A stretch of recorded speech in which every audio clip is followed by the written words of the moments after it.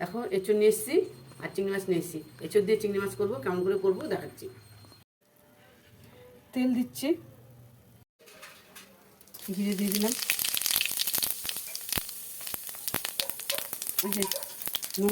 নুন হলুদ দিয়ে মাখিয়ে রাখা চিংড়ি মাছগুলো দিয়ে দিলাম। চিংড়ি মাছগুলো লাল লাল করে ভাজা হয়ে গেছে, এবার পেঁয়াজগুলো দিয়ে দিচ্ছি। পেঁয়াজটা লাল লাল করে ভাজা হয়ে গেছে, এবার আমি মশলা দেবো। এখানে আছে আদা বাটা আর জিরে বাটা, কাঁচা লঙ্কা বাটা। এবার দেবো টমেটো, হলুদ অল্প করে দেবো আর লঙ্কার গুঁড়ো। ওটা হয়ে গেছে কষানো। এবার আমি এই যে এঁচড়টা আলুটা সেদ্ধ করে একটু হলুদ দিয়ে সেদ্ধ করে নিয়েছিলাম, এটা দিয়ে দিচ্ছি। আর দিয়ে দিচ্ছি লবণ।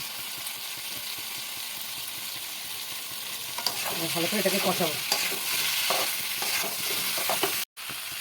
দেখো সুন্দর কষানো হয়ে গেছে, এবার আমি জল দেবো, অল্প করে জল দেবো।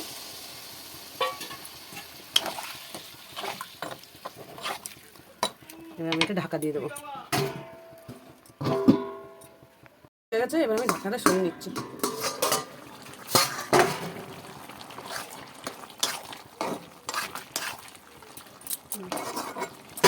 এবার দেবো অল্প একটু চিনি,